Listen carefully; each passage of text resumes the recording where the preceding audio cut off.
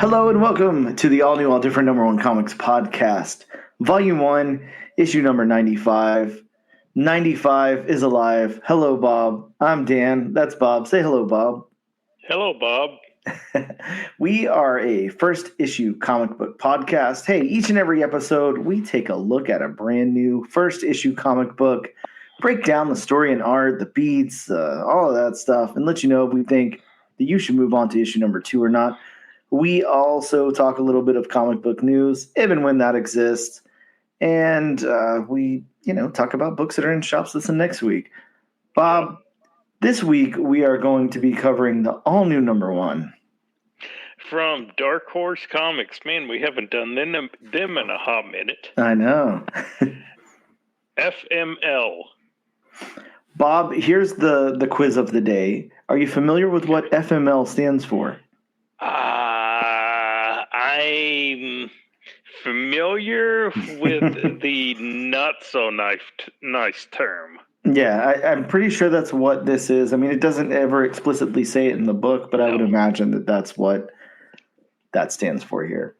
And we'll leave that one, if you don't know, you can look it up yourself. But use your imagination. Yeah, we'll leave that alone for now.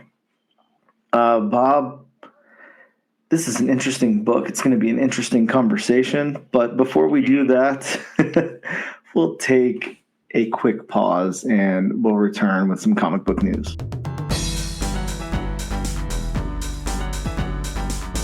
Hello and welcome back to the all-new, all-different number one comics podcast, issue number 95.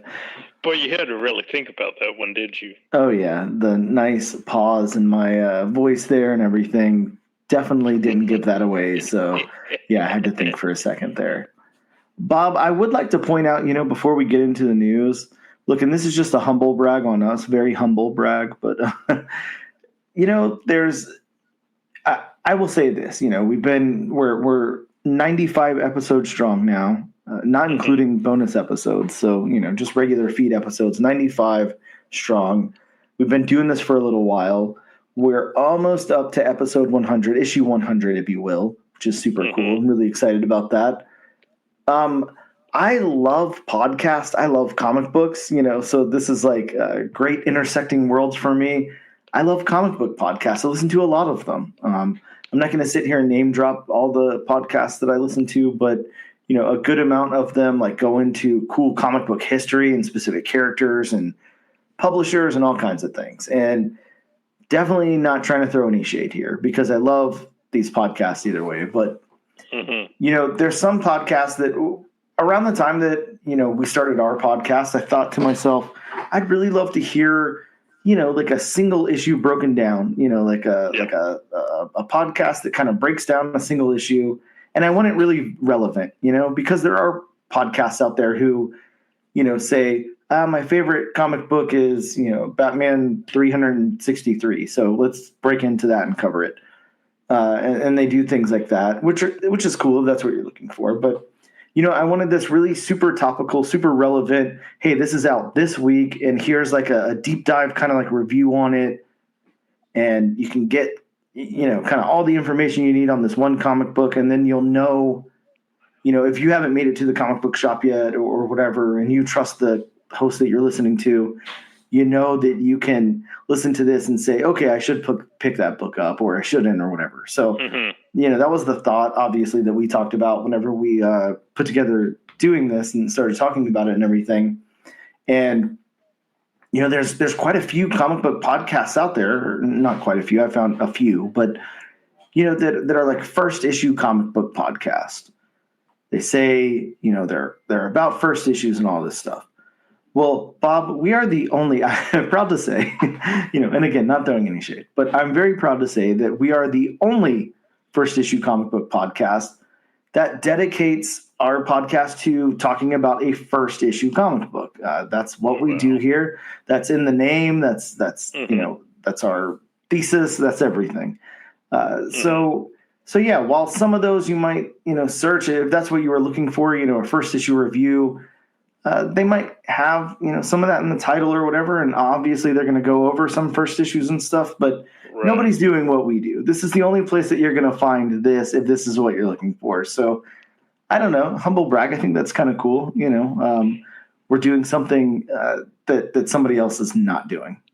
Yeah, and I mean, like I've told you many, many times before, I mean, I've read a lot of comics that I would have never read if it wasn't for, what we do on this podcast. I mean, I never would have read a Dynamite comic. And again, like I've said before, Dynamite has become one of, if not my favorite, comic book publisher. And hopefully because of what we do and what we talk about, break down first issue comics every week, hopefully we've made fans of some of the comics, hopefully, people picked up Where Monsters Lie, hopefully people picked up like Cloak. Hopefully Kelly Thompson has some more fans because of this podcast. Hopefully, Cullen Bunn has, more fans than he already did.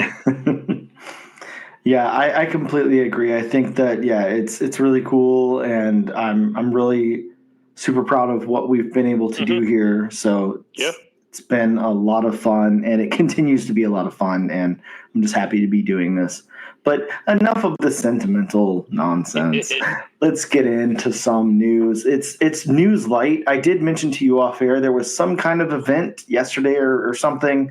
It's like the D23 version in Brazil or something. I'm not sure exactly what it is, but announcements were made, trailers were viewed, all of that kind of stuff. I don't have all that information directly in front of me, so I'm not going to sit here and try to report on some stuff that I only know headlines of. So, if we don't seem super topical on news today, that's why.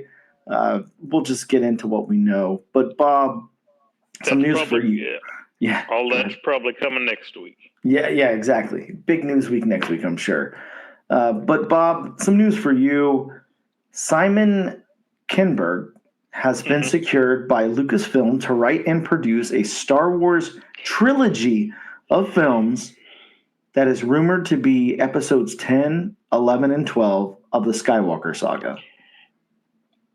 I want thoughts, Bob. Yeah, I want thoughts. I'm very mixed on this. Okay. If it's early Simon Kinberg, I'm fine with it. Simon Kinberg, Dark Phoenix, Simon Kinberg. I don't know. Some of his producing and directing and writing credits, towards. I don't want to say towards the end because he's still making movies, but towards the peak that he had. Some of those movies could get kind of in the bad territory, for lack of a better term. And of course, as by listening to this podcast or just talking with me, while I'm not on the podcast, I am a gigantic Star Wars fan. I've been a Star Wars fan. I remember putting on VHS the original theatrical releases when they came on TBS. So, if that tells you how long I've been a Star Wars fan, I kind of want them to move away from the Skywalker trilogy or the, Skywalkers. You've dedicated, 9 movies now to what was supposed to be the Skywalker saga. And, you don't even have, Luke anymore. You kill that character. Yeah. Unfortunately, Carrie Fisher has passed away very sadly. I don't know. I just want them to do something else. Yeah, I'm completely with you now. I obviously don't have the Star Wars intellect or knowledge or fandom level that you do, but I do. I think I don't know, but I feel like there's other people like me out there. There's other people who really enjoy the original trilogy who maybe didn't get into anything after that, or maybe tried the prequels and were lukewarm on them or whatever. Now, obviously, there's a lot of hardcore Star Wars fans, who consume everything Star Wars related, and that's awesome. But I am a Holy Trilogy purist, and that's really all I care about. There were certain parts of the prequels that I was okay with. The animated Clone Wars. Okay, Clone Wars. Yeah, I can never remember if I'm saying the title right, but was a lot of fun. What I saw of it, I didn't watch the entire thing, but and some of the Acolyte that I watched, I enjoyed. I didn't finish it. I'm really kind of looking forward to the Skeleton Crew thing. It's looking really good so far, at least. Yeah, it does look like it could be fun. Yeah, absolutely. But with all that being said, I'm with you. Like, why wouldn't we just move away from the Skywalker stuff? Like, it's been done. I don't know. I'm not saying there's not more there, because there probably is if you had the right person in there to write it and all of that. Maybe there is something left in there, but Simon Kinberg is, he's done a lot of really cool stuff. Yeah. And then he's done a lot of stuff that's just like I could seriously care less. I couldn't care less. I guess is the right term. Like, I'm just going through his credits here because I don't know them all off the top of my head, but Triple X State of the Union was basically his first screenwriting credit. Mr. and Mrs. Smith. I know people that has like a positive reception, but I did not like that movie. Really? Yeah, yeah, I was not a fan of that. I thought it was good. Yeah, I mean that's I think that's the general consensus, obviously, but yeah, especially now that it's coming on TV for a series. But some of the X-Men stuff, The Last Stand, I liked. I was fine with. We've got Jumper. We've got Sherlock Holmes. X-Men First Class. Yeah, that was a good one. Yeah, I really liked First Class. Days of Future Past. That was a good one. Yeah, I liked that movie as well. I don't know that I watched The Martian. I don't think I have. That's the Matt Damon. Yeah, Matt Damon science fiction movie. Yeah, I don't. Or no, it's not a science. I don't remember what it is, but I don't think I watched it. Yeah, it was. I guess you could call it a science fiction one. I mean, he actually he goes to Mars. Oh, okay. Now, Bob, here's where I'm a little confused because was Simon Kinberg actually a writer and producer on Fan Stick? Because his Wikipedia says that he was. I'm pretty sure he was a producer. I mean, it's saying writer and producer. That's terrifying. Oh, wow. Yeah, that is really terrifying. But then again, it's kind of like, was that before they had to reshoot some stuff, because yeah, it could have been. The studio and Josh Trank couldn't get along? I guess that's a possibility.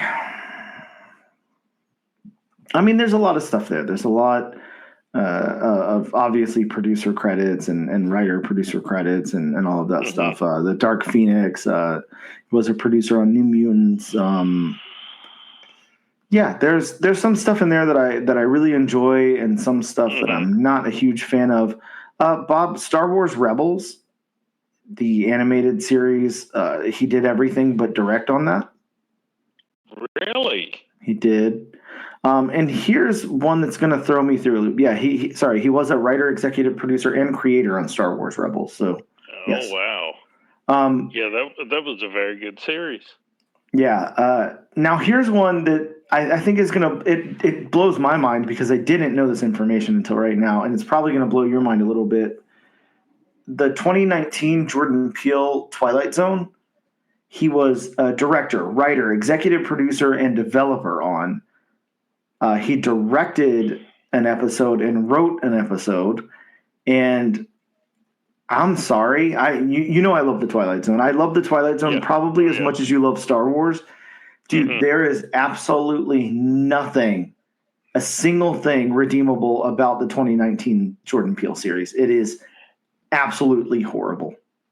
Well, I mean, it just goes to show you. Until you brought it up, I even forgot that was a thing.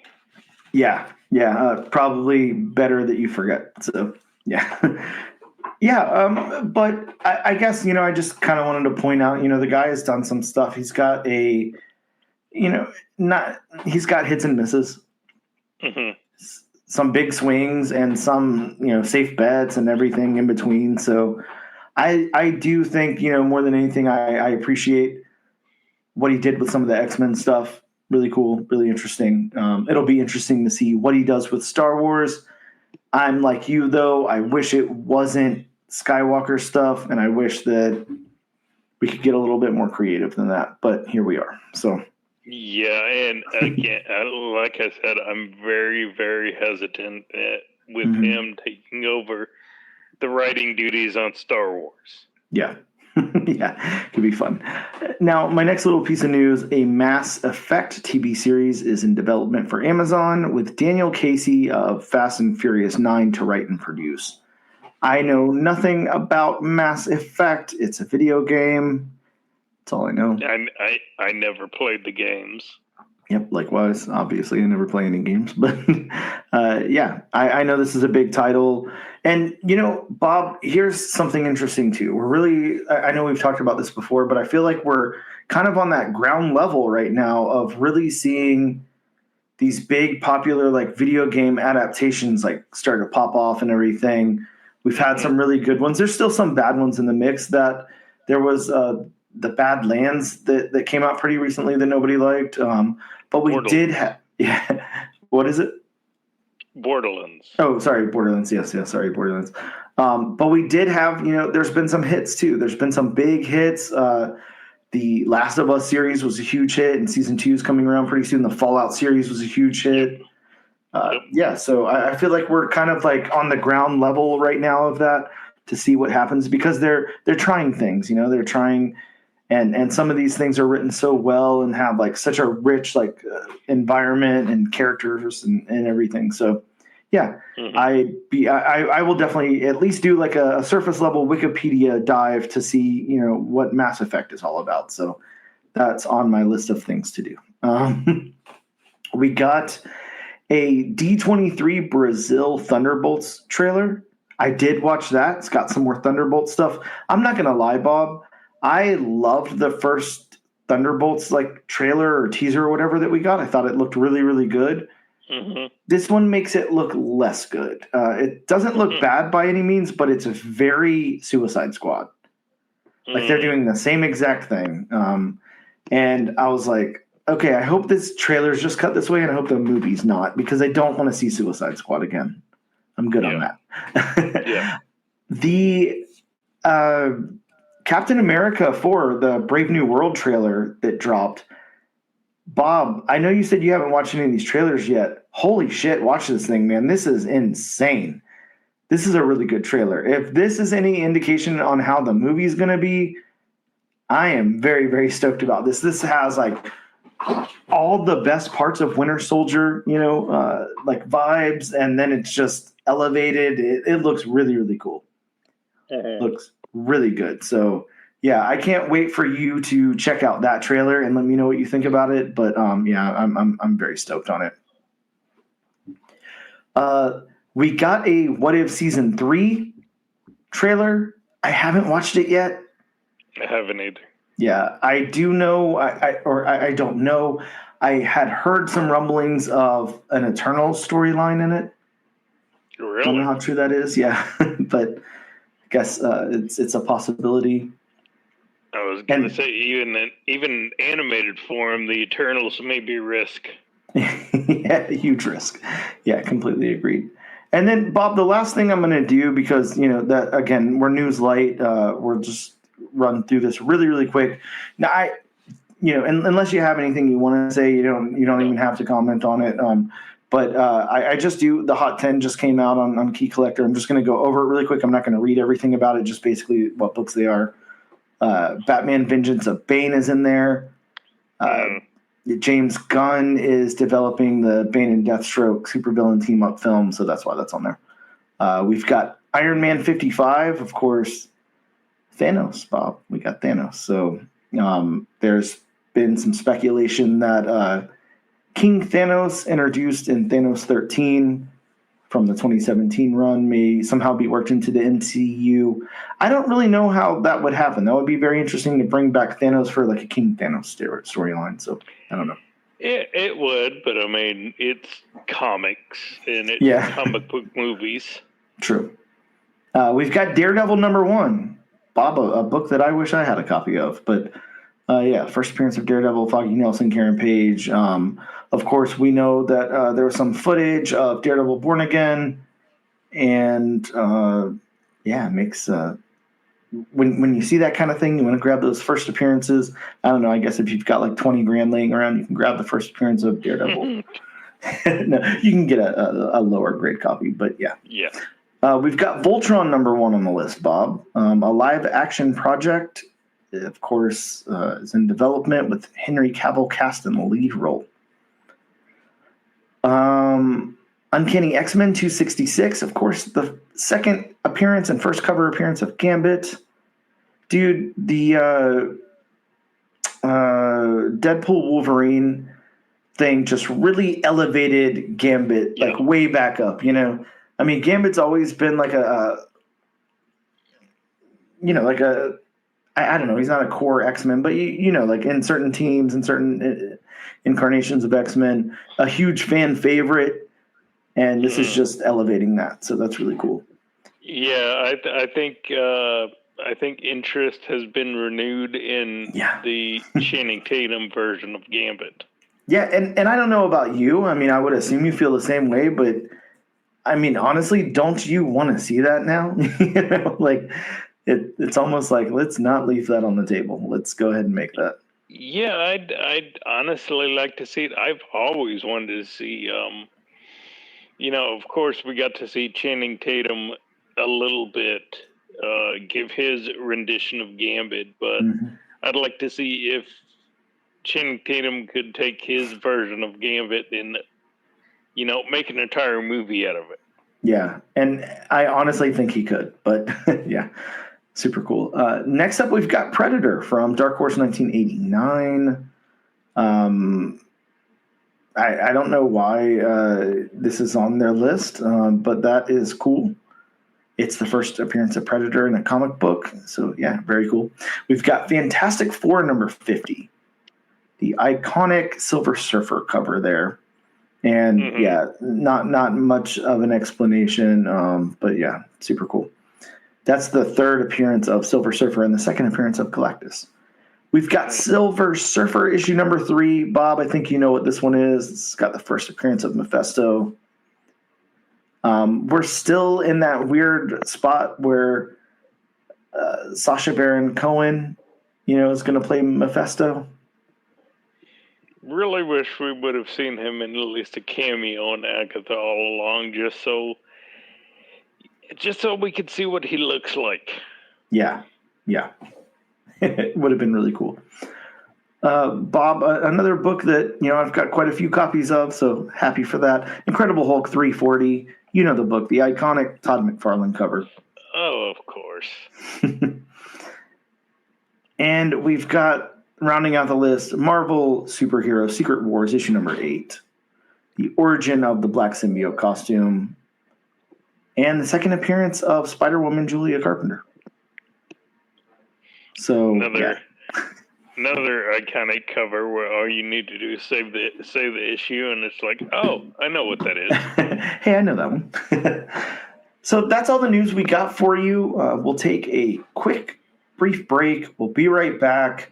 We're going to talk about some new comics that dropped this week, and then we'll go over FML and...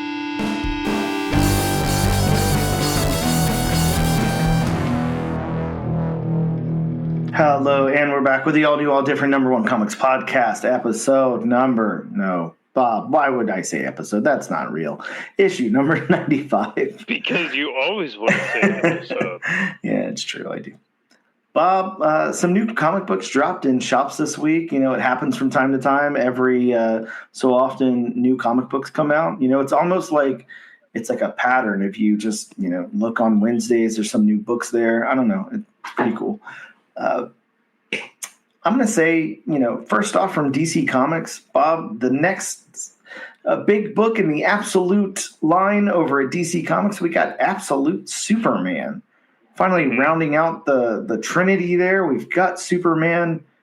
Dude, all of these books have been big for DC. Everybody's loving them. Mm-hmm. Obviously, everybody's loving that Batman and Wonder Woman. I'm hearing really good things about this one. I did pick it up, but I've not read it yet. So, yeah, super cool. Back with Superman. We got Batgirl number 1, first team appearance of the Unburied. How about Fade, Bob? I'm actually looking at this book. It's right in front of me.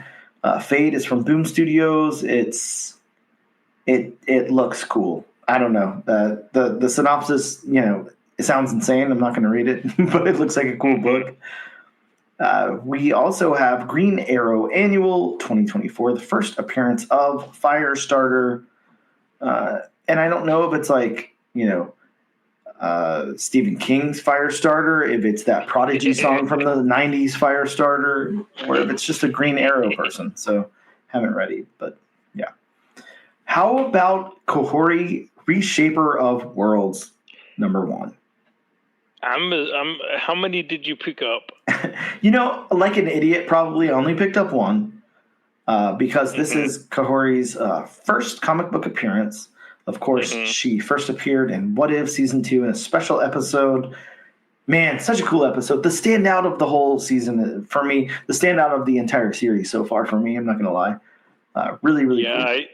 I picked my copy up.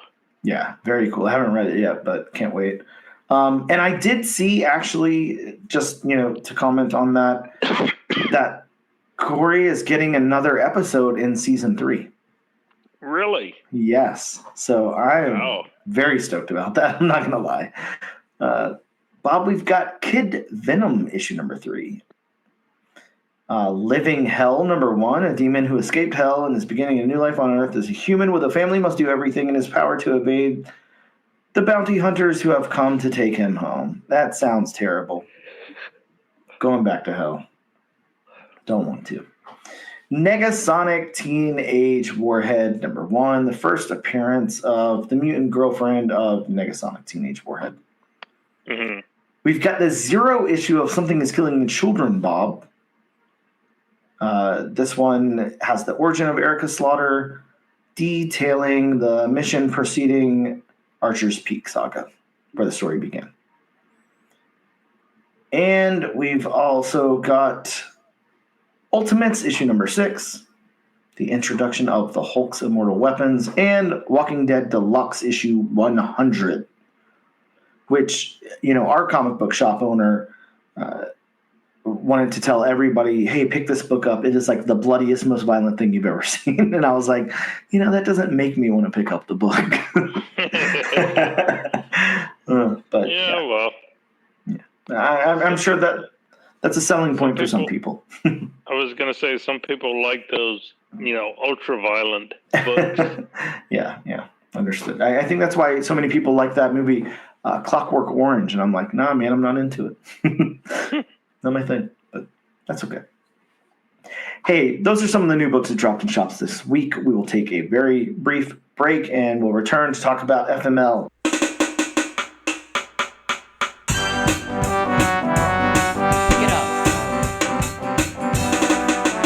And we are back with the all-new, all-different number 1 comics podcast, issue number 95. That's right, Bob. Comic books have issues, and so does this podcast. Yeah. We might have sleeping issues after this episode, but that's okay. Bob, let's get into FML issue number 1 from Dark Horse Comics. Of course, the solicit for this one reads, Riley is a teen that sketches out his heavy metal future with a ballpoint pen between monster movies and band practice. But musical stardom needs to compete with high school. The temper of a former riot girl mother, the morbid obsessions of a goth sister, and the eccentricities of bandmates that threaten to drive him and everyone around him insane.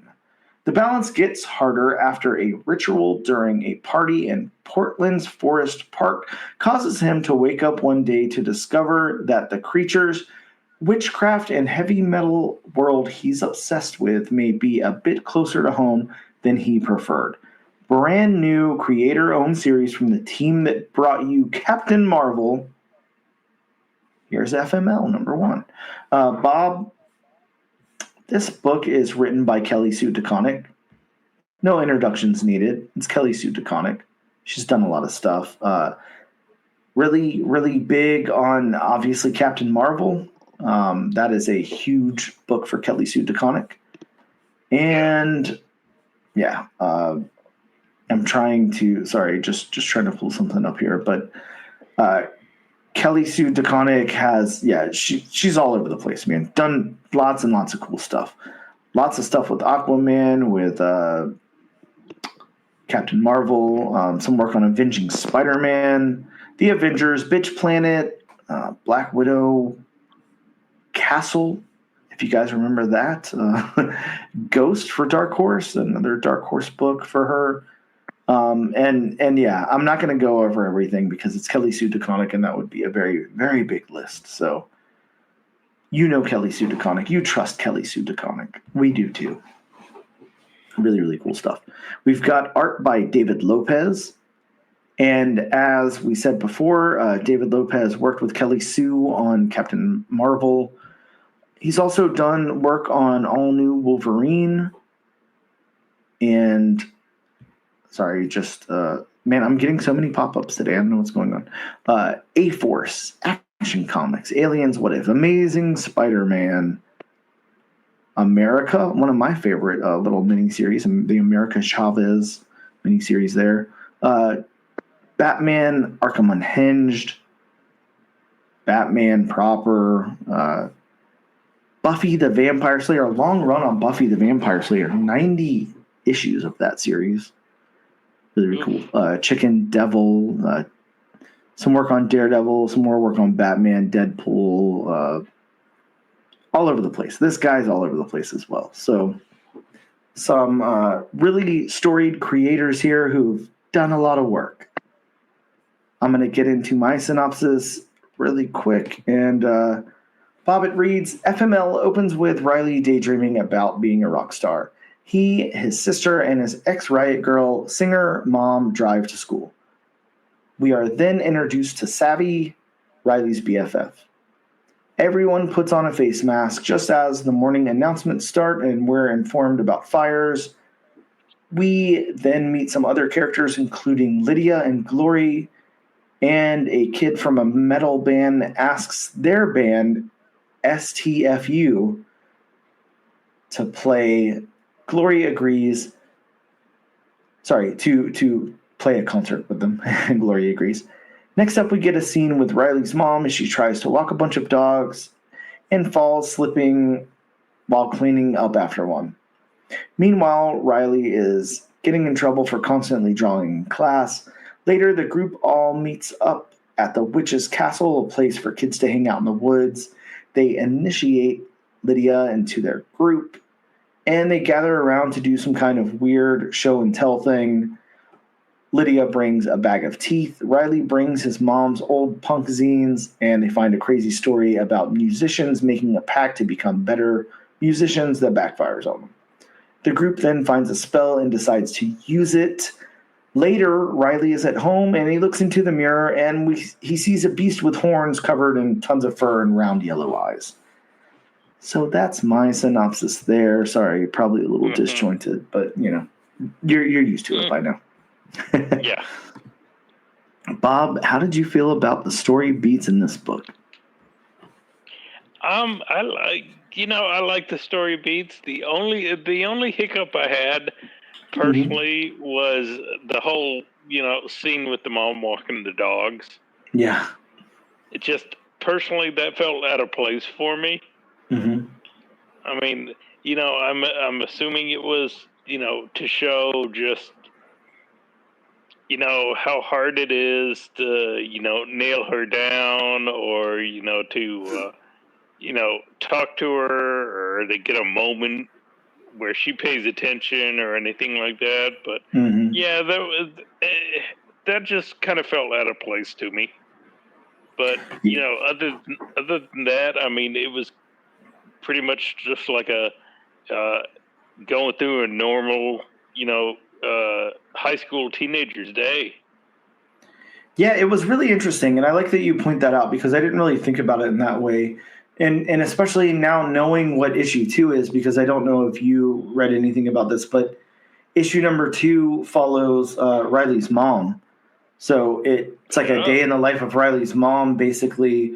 I don't know if it's like flashback stuff. I think it is. I think it flashes back to her old like career as like a punk singer and everything. But yeah, I see why it was in there because it was juxtaposed with Riley kind of getting in trouble at school and like not really just having so much going on. There's so much going on in this book. This book really does throw a lot at you all at once, and I think that I like that part of it because I feel like I can relate it to life now. They are in the pandemic in this book. There is stuff going on around them. There's those wildfires happening. They're talking about like school shooter drills, and it's like it's a lot of stress to put on a kid, to put on anybody. But then on top of that, you're throwing like kids in high school, and they're trying to navigate that and everything, and trying to develop their personality and everything. And it's a lot. So I think that they were really, really good at capturing that, and especially with so much going on. I'm with you though. I would have liked to. I don't think it was like necessarily out of place. Like I'm okay with it being there. I would have liked to have seen less of it. Maybe a panel or two, and then flashback or something. But it did seem to take up like too much space here, like more space than I wanted it to. Other than that, I think the story really works for what it is, and it's kind of weird because I think what we liked so much about Grommets was it was like so slice of life. And it was something we could like really kind of relate to and everything. And it's hard to capture that, kids in high school or whatever kind of thing, because at the point that you're writing it, you're so far removed from that anymore, that it just comes across like very not genuine and all of that. But I think that, the writers on Grommets like really kind of honed in on their experience and the stuff around them and did such a good job, and that's why that book is so good. I feel like this book kind of does the same thing. It obviously introduces a lot of not slice of life things, like crazy fantastical things, but the way that it does it, it's giving me those vibes. Like it's like I'm seeing their day in high school. I'm seeing these kids like their band kind of forming and then like getting their first gig, and like Riley kind of escaping day to day by drawing all these things and stuff. So yeah, I thought the story was really good here. I thought that the beats really worked. I liked it. How about the dialogue, Bob? I think this might be a divisive one. You're either going to like it or not. So what did you think about the dialogue? I mean, the dialogue was fine with me. I mean, it was, I don't want to say it was like me as a teenager in high school, but I'm sure it was, like a lot of clicks and a lot of, I guess you would say, gothic or goth kind of kid dialogue. I'm conflicted on this one. I'm not sure. Like, I feel like Kelly Sue like really has a good voice of the people. Anytime she writes, she's like familiar enough and knows what she's writing. I think that one of the things that kind of throws me through a loop sometimes is like the verbiage people use, their own slang and stuff like that, especially like in a tight clique and everything. And I think some of that can sometimes come across as not very genuine. I'm going to say that some of this does cross over into that for me. I feel like, their own dialogue when they're meeting up at school and everything, and we're getting introduced to Savvy and everything. I didn't really like that dialogue a lot. I thought it could have been pulled back a little bit. Other than that, I felt like the voices were fine. Everybody was distinguishable.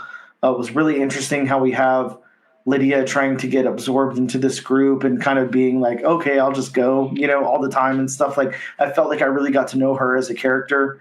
I really got to know.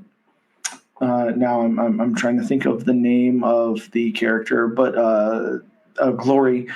Glory, so bold and outspoken and everything. Really got to know her as a character, and then what's going on with Riley and everything. Like, we get a lot in here of Riley's gender kind of being challenged, and I really like that. It's almost, it's not ambiguous, because Riley's a boy and is referred to as one and stuff, but there's a lot of questioning, going on there, and that might play out later in some kind of way. But yeah, I thought the dialogue here was good. There was just certain things that didn't hold up for me, but the rest of it was really done really well.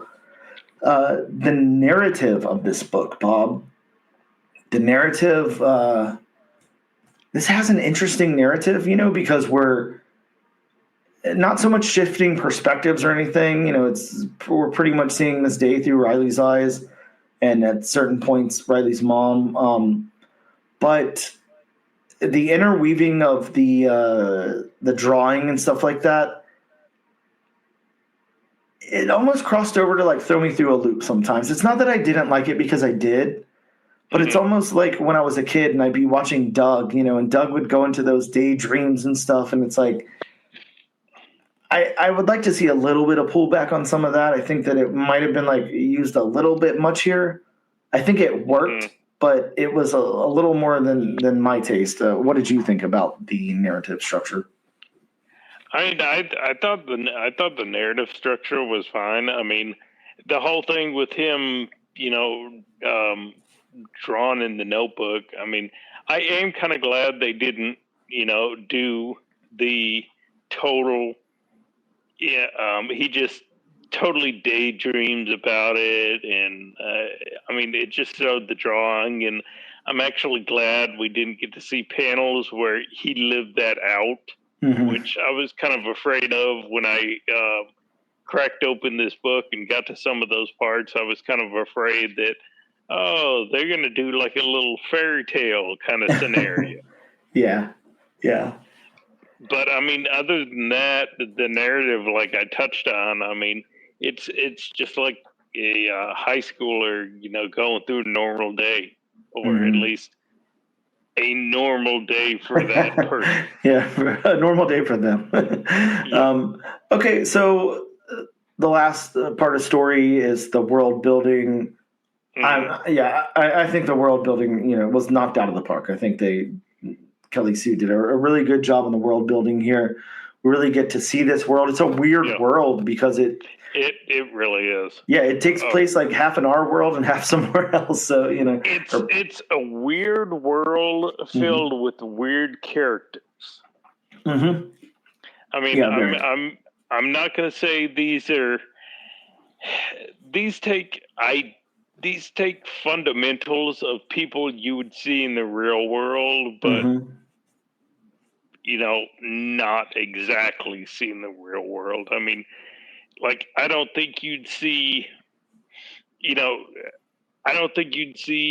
a kid, jump on the hood of a car while, the car is coming to a screeching halt.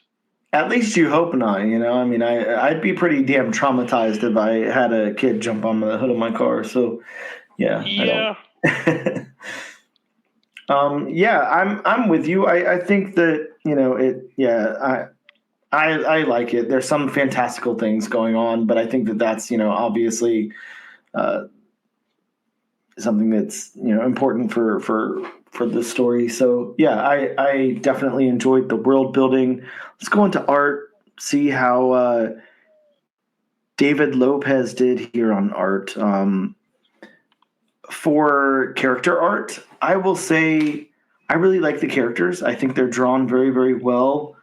There is, I don't know, at some points I feel like the character art is a little inconsistent, but I feel like it fits the tone of the story, so I don't mind it if that makes any sense.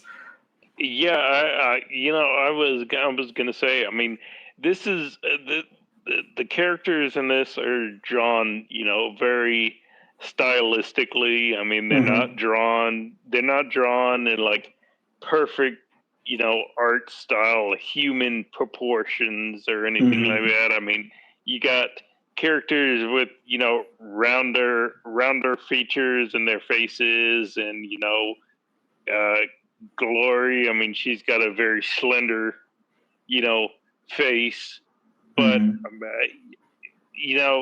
just like I say about art style all the time, it's gotta fit the tone of the book, and I think this art style definitely fits the tone of this book.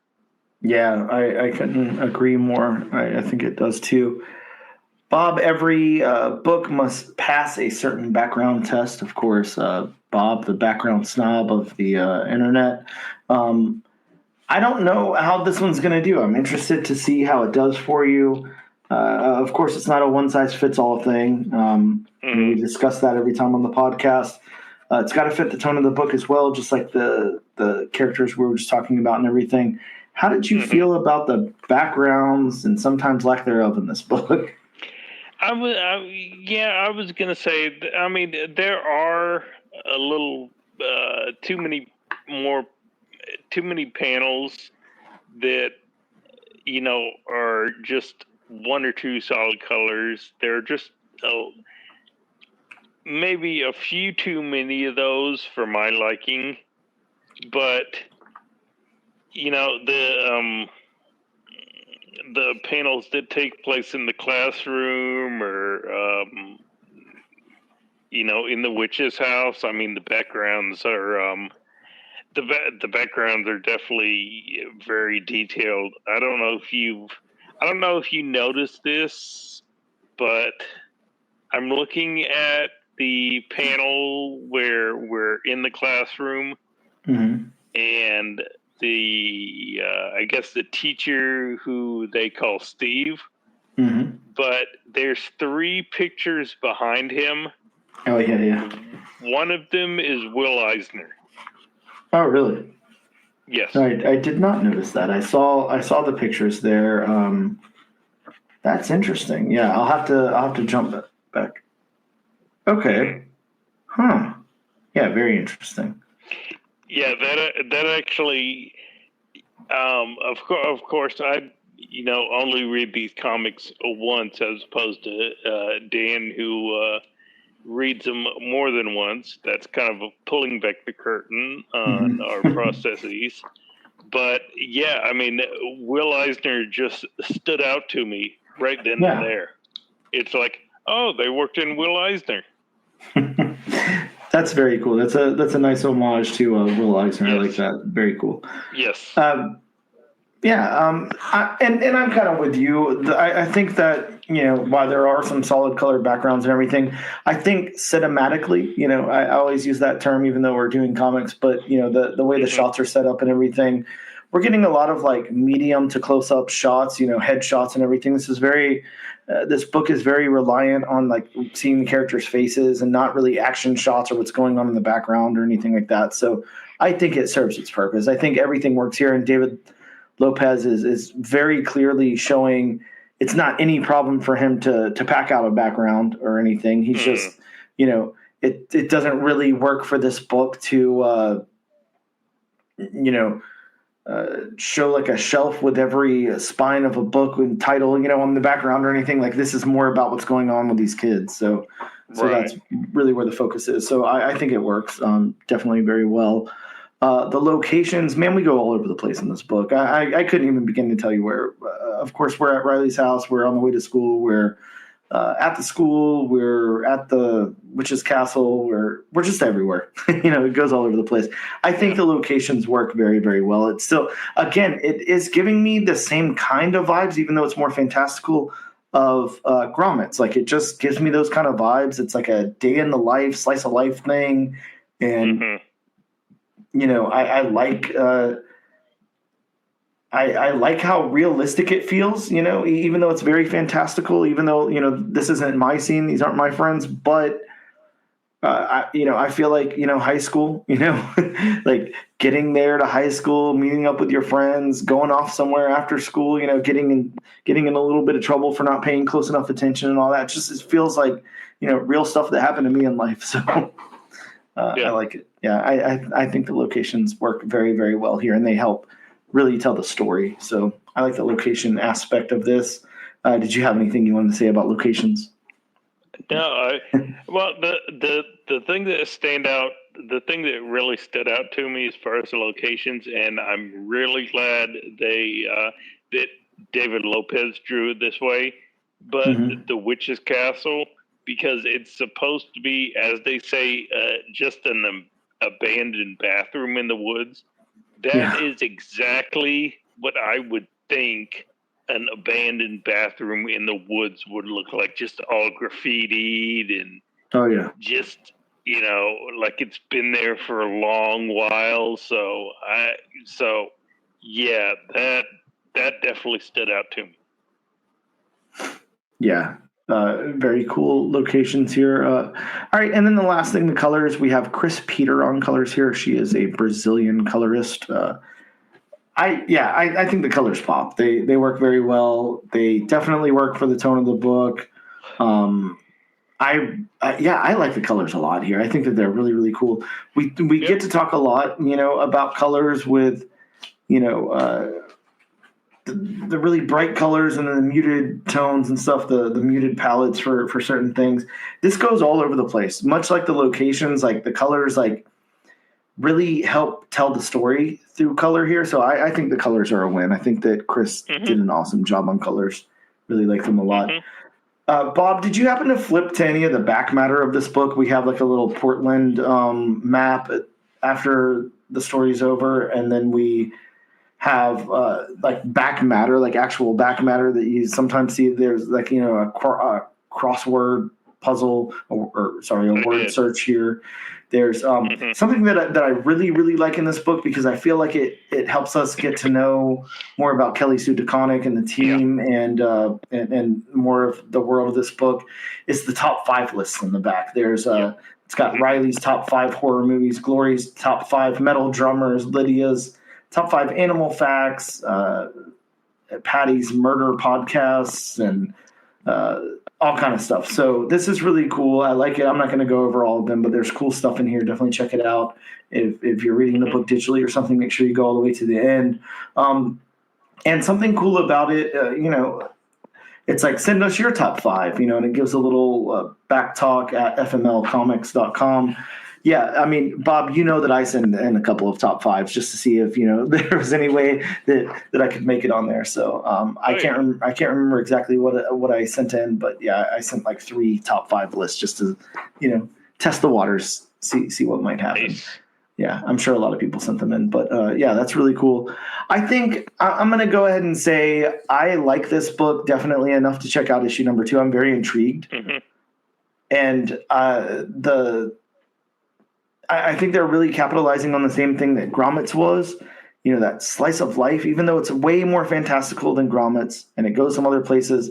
I think that I like a lot of aspects of this book. I like our team here, our core group of X-Men, they're cool. Like it's very interesting.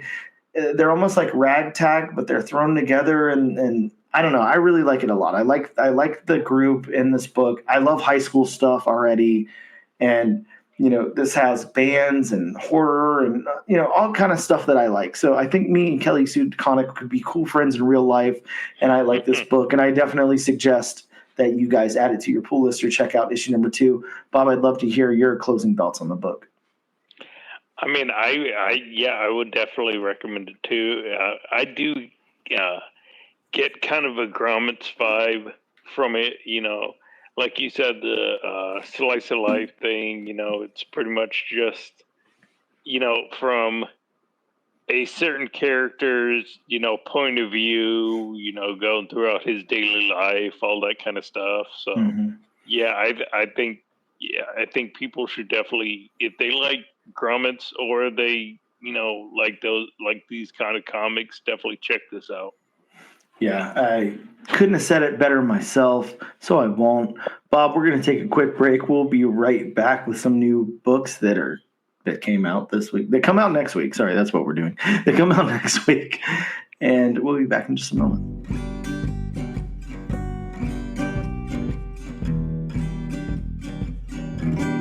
And we are back with the all-new, all-different #1 Comics Podcast, issue number 95.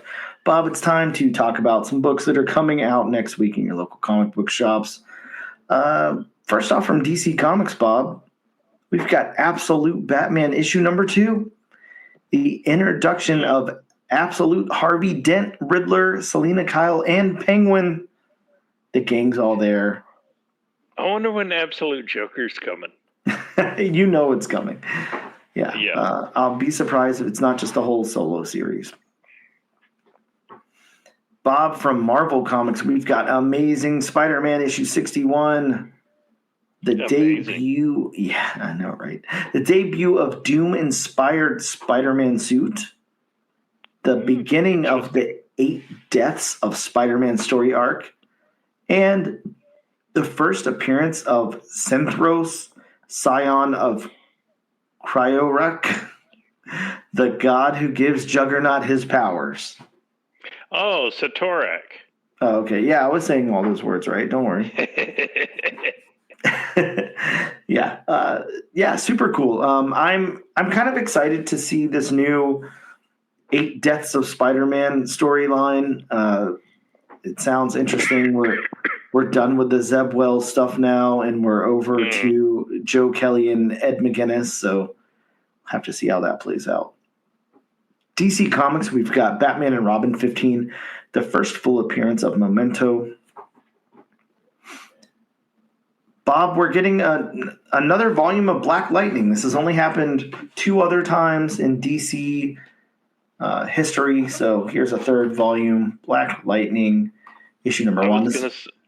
I was going to say, I don't remember the last time I heard of a Black Lightning comic. Yeah, I believe New 52 had a Black Lightning reboot that lasted for a minute. This one's got the first team appearance of new Masters of Disaster. Masters of Disaster. Yeah, wow. Back over to Marvel Comics and our good friend Steve Orlando, Bob. Conquest 2099, issue number 3. The first appearance of White Widow 2099. Bob, from Image Comics, a big one for you. We've covered Transformers, we've covered Star Wars. Now we get to cover G.I. Joe proper. G.I. Joe issue number 1. Yes. This one's got the first appearance of Risk. Bob, you'll have to tell me who the hell Risk is whenever we talk about this book. Okay. We've also got from Marvel Comics, Volume 2, issue number 1 of Psylocke. Really excited about this. I love Psylocke. Really cool character, great X-Men. This series will introduce a villain named the Taxonomist. All right. He stuffs his victims? I guess so.